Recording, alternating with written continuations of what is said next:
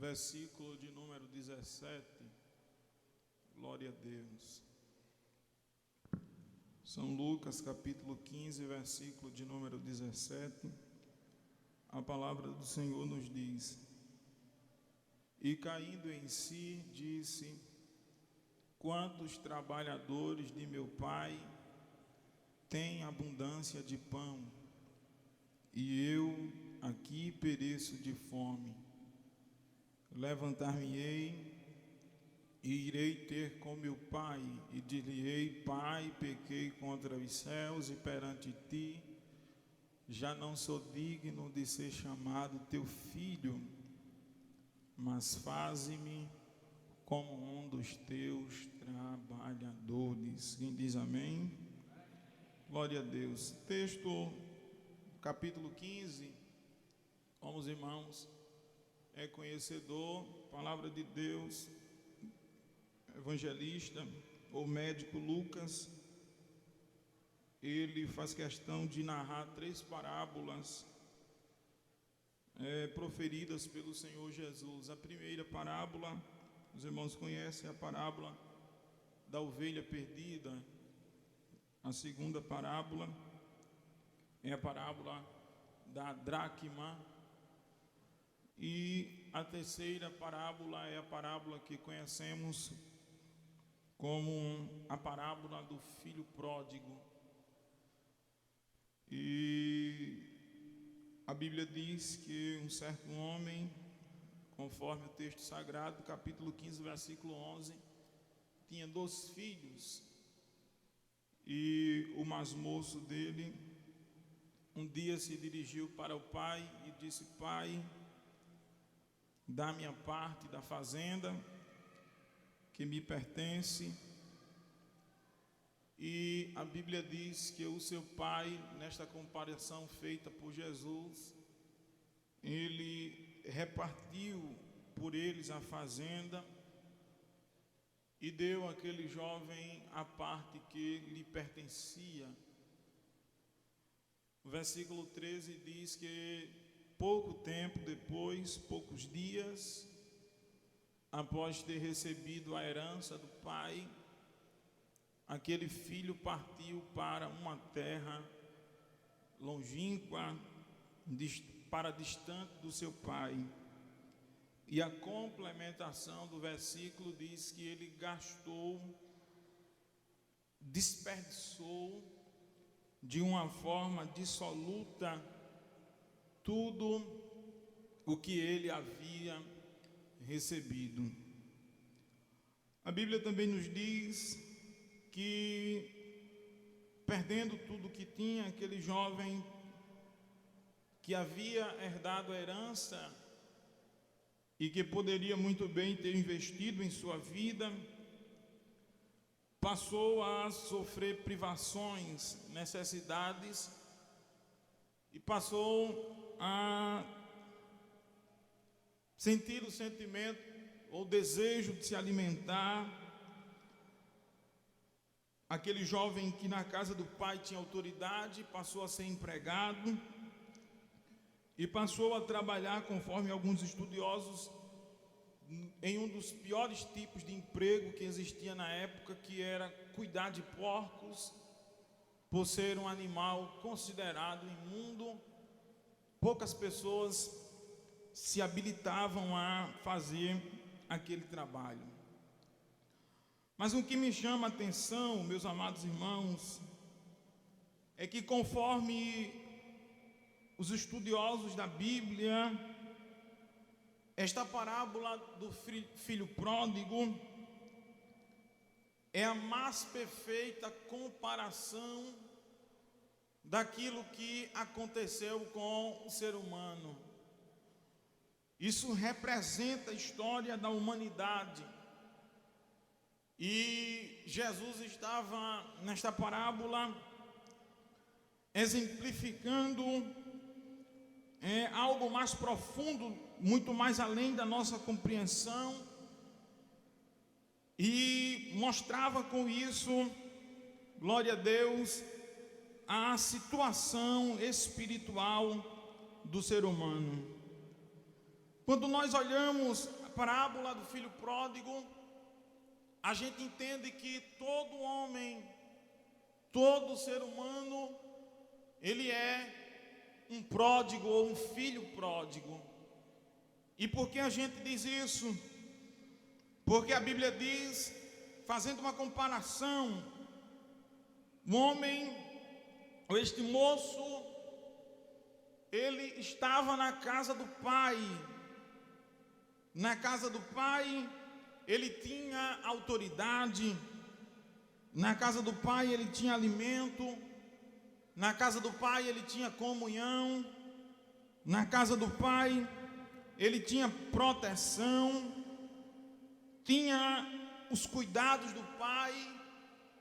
Na casa do pai, ele era herdeiro e possuía autoridade sobre os empregados de seu pai. Logo, por ser filho, ele também possuía autoridade. E por que é que a gente diz que este texto sagrado se compara muito com a história da humanidade?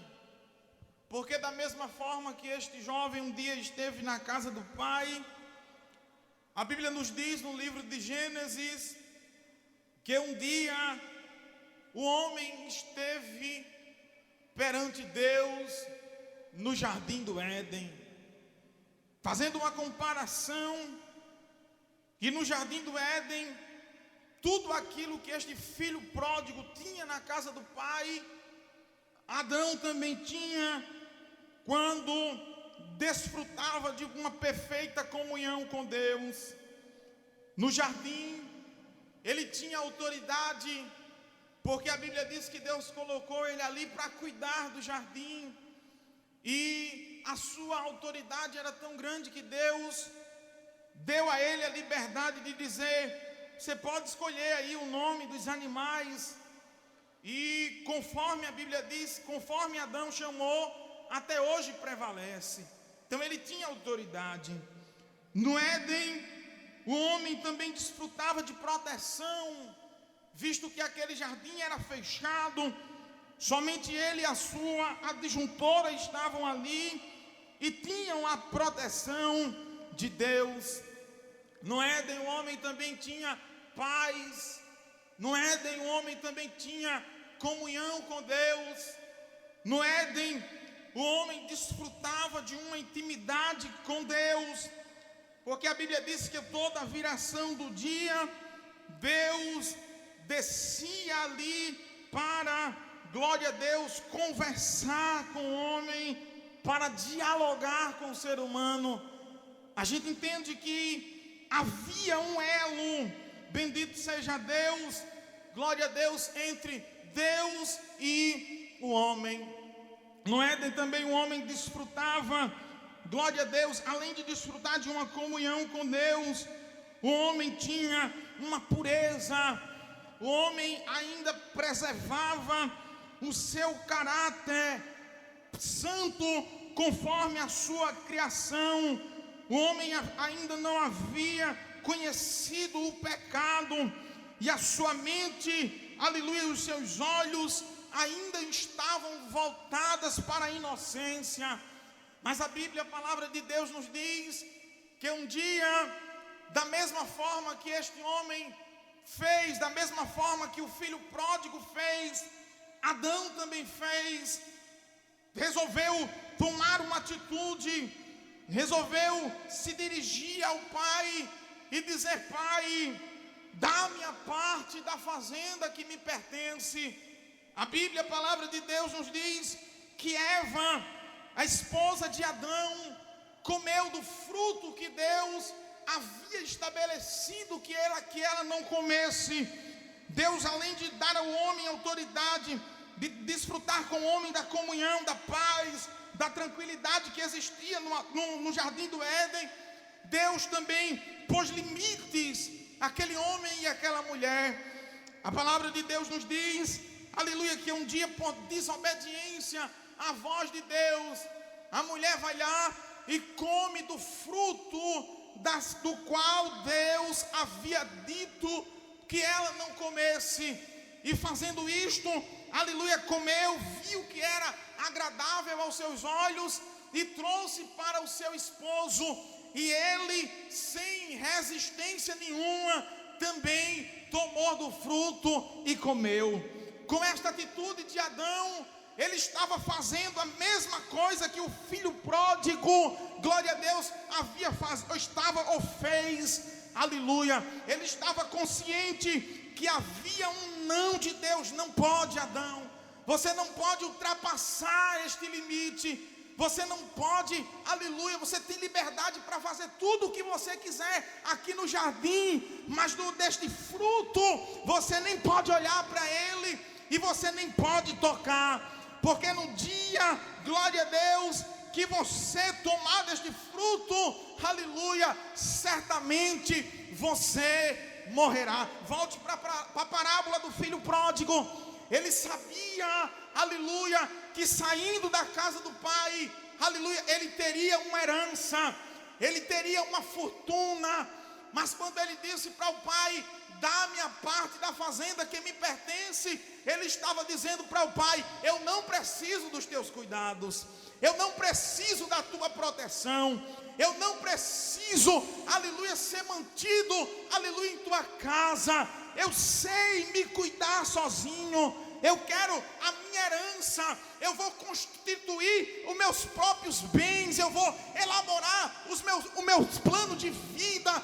Eu não preciso da tua proteção, eu não preciso da tua orientação. Eu já sei viver sozinho, eu já sei viver independente. Quando Adão tomou do fruto lá no Éden, a Bíblia nos orienta que ele comeu, abriu-se os seus olhos e ele viu, aleluia, que a sua inocência, ela foi perdida. Quando Adão tomou do fruto, ele estava consciente que ao comer aquele fruto, ele iria, ou ele não iria mais, aleluia, ser participante, aleluia, da comunhão com Deus. Porque ele sabia que tomando daquele fruto, ele estava quebrando um pacto que havia entre Deus e o homem. Ele estava dizendo para Deus: eu não preciso mais que o Senhor venha aqui conversar comigo, eu não quero mais a tua proteção, eu não quero mais ficar preso neste jardim, eu não preciso mais, eu já posso viver independente, eu já posso viver a minha vida, eu já tenho a minha esposa, tem aí um jardim para a gente viver, aleluia, quebrando a aliança com Deus. Adão estava dizendo: eu já posso, aleluia, viver sozinho. Bendito seja o nome de Jesus. E por que é que a gente diz que todo homem é um pródigo? Porque no jardim Adão tinha alimento, no jardim Adão tinha proteção, no jardim Adão disputava de uma comunhão com Deus. E me chama a atenção, todas as vezes que eu leio este texto e medito que todo ser humano é um pródigo, porque mesmo distante da casa de Deus, mesmo distante da presença do Senhor, aleluia, Deus abençoa o homem, aleluia, porque quando Deus manda a chuva, Ele não somente manda para o justo, mas Ele manda para todos. Deus tanto abençoa o justo, como também abençoa o ímpio. Deus tanto, aleluia, dá bênção a quem serve a Ele, como também Deus abençoa, aleluia, aqueles que estão distante de Deus. Aleluia, aquele jovem saiu da casa do pai riquíssimo, glória a Deus, e com uma herança, com dinheiro no bolso, aleluia, para gastar com que ele bem entendesse qual seria a forma que ele quisesse gastar. Saiu rico, saiu próspero, mas a diferença é que distante de Deus, o homem não tem a orientação do Pai Celestial. Distante de Deus, o homem não desfruta da comunhão, aleluia, do Espírito Santo, que lhes faz gastar as bênçãos que Deus lhe dá de uma forma justa, moderada, que traga edificação para a sua alma. Distante de Deus, a Bíblia diz que o homem vive no pecado, na glutonaria, aleluia, nos impulsos carnais, e gasta toda a bênção bênção de Deus de uma forma dissoluta. Quantas pessoas que nós conhecemos que era riquíssimo, possuía uma grande herança, mas começou a gastar a bênção de Deus, começou a desperdiçar, sem dar para Deus o devido valor, e aquilo, aleluia, de onde se tira e não se repõe, a tendência, aleluia, é que aquilo venha a se acabar. Este jovem gastou de uma forma dissoluta. Glória ao nome de Jesus. Enquanto ele tinha dinheiro, ele tinha amigos. Enquanto ele tinha dinheiro, ele tinha status na sociedade. Nós vivemos em uma sociedade que o homem não vale mais pelo que ele é. Nós vivemos em uma sociedade que o homem vale aquilo que tem. Ele vale aquilo que ele tem no banco, o carro novo, a casa. Nós vivemos em uma sociedade que visa os bens materiais, visa o status. Existe uma busca desenfreada por posição eclesiástica na sociedade. Isto é natural da decadência caída, mas também existe um povo que está olhando para os céus, aleluia, e a busca dele é, como Jesus disse, é ajuntar tesouro lá em cima, aonde a traça não rói, nenhum ferrugem chega, porque ele sabe que tudo aqui vai passar, e o que prevalece é aquilo que mandamos lá para cima, diante do Deus Todo-Poderoso. Gastou o que não era dele, gastou a herança do pai, aleluia, aleluia. Daí veio a fome, daí veio a escassez, o dinheiro acabou, os amigos também acabou, o dinheiro se foi, aleluia. Ele já não tinha mais aquele mesmo status, ele já não tinha mais, aleluia, aquela mesma posição na sociedade, ele já não tinha mais aquele mesmo respeito, glória a Deus, quando chegava diante dos seus amigos, porque todos eles lhe abandonaram, aleluia. E é isso que acontece com o homem, quando o homem pecou lá no Éden, aleluia, ele estava desperdiçando a bênção de Deus, que Deus havia dado a ele, glória a Deus. Quantas pessoas, aleluia, hoje já não tem mais família, já não tem mais nome, já não tem mais status na sociedade, ninguém conhece mais ele, não tem mais nem nome, aleluia, porque teve a sua vida devastada pela concupiscência do pecado. Mas a graça de Deus se manifestou, aleluia, trazendo salvação, e salvação é livramento, aleluia. Salvação é a maior bênção que o homem pode receber da parte de Deus. Oh glória, aleluia. Distante da casa do pai, ele passou a ser mendigo, porque Satanás é assim, ele dá o mel ao homem, e o homem vai tomando. Quem é que não gosta de mel? E o homem vai tomando, e ele vai dando mel, aleluia, e o homem vai tomando e vai gostando, e vai caminhando para o abismo. Mas depois ele corta o mel e dá vinagre, ainda pisa no pescoço, porque a tendência do adversário é arruinar a perfeita obra da criação, que é o homem, aleluia. O homem não é produto do acaso, o homem, aleluia, é produto da autoridade que existe nas mãos do Deus Todo-Poderoso. Você é a expressa imagem da criação de Deus. Bendito seja o nome de Jesus. Distante da casa do pai, aleluia, quando ele viu que não tinha mais nada, já viu que a situação não lhe era favorável, ele se lembrou, aleluia, da casa do pai. Oh irmãos, na casa do pai, aleluia, a gente é bem tratado. Na casa do pai, ele pensou consigo mesmo: eu era príncipe, eu era herdeiro, gastei a parte da minha fazenda, mas na casa de meu pai, até os empregados sentam na mesa para comer pão com ele. na casa de meu pai, até os empregados têm liberdade de se fartar, e eu sou filho, e estou aqui nesta situação, aleluia, mas eu vou me colocar de pé, e vou à casa do pai, vou me humilhar perante ele. Aí está o segredo, aleluia, aleluia, aí está o segredo, porque enquanto o homem não vier a Deus, ele não terá a sua vida restituída.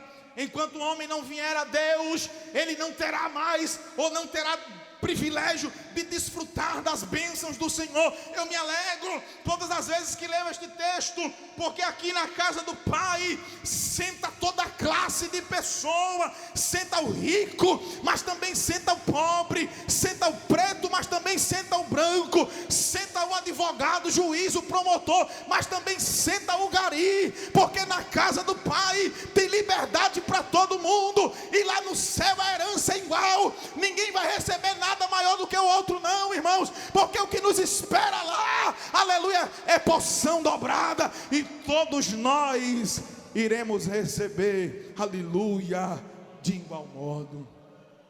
Lá em cima vai ter casa de ouro para a gente morar, oh glória, aleluia. O que mais me chama a atenção, vou terminar, é a situação do pai, que mesmo aquele filho traindo a confiança, olha para você esta noite, vê se você era digno de estar onde você está, sentado aqui, vestido de paletó. Você era um pródigo, um dia Deus te abençoou, mas você desperdiçou as bênçãos de Deus.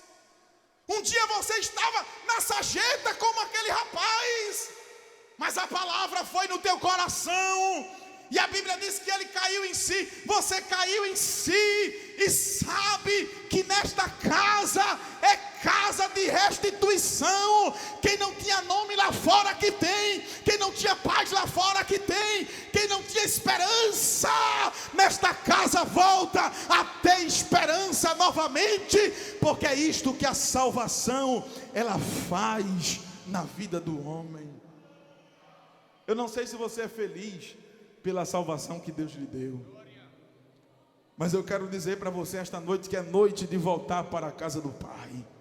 Oh glória, é noite de voltar para a casa do Pai, aleluia, é noite de vir até Ele, é noite de cair em si, aleluia. Não adianta simplesmente conhecer a palavra, não adianta simplesmente cantar os nossos hinos, não adianta, aleluia, somente frequentar os nossos cultos. Você precisa reconhecer, aleluia, que precisa fixar uma aliança novamente com o Pai. E o que mais me alegra é que o Pai não vai te tratar como empregado, mas o Pai vai te receber como filho, de braços abertos, vai te dar anel, que é símbolo de autoridade, vai te dar roupa nova, que é símbolo da santificação, vai te dar calçados nos pés, que é símbolo da salvação. O Pai vai fazer um banquete, oh glória, e você vai estar sentado aqui, se alimentando do pão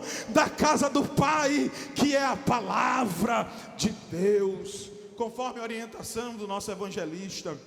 Tem uma pessoa esta noite, aleluia, oh glória, quantos pródigos, aleluia, voltaram para a casa do Pai aqui? Levante a mão. Quantos que estavam distantes e voltaram para a casa do Pai? Aleluia. Tem poucos, irmãos, aleluia. Eu era estava distante, mas um dia caí em si, aleluia, e disse: na casa do Pai, aleluia, tem o que eu preciso. Aqui tem o que você precisa, amigo.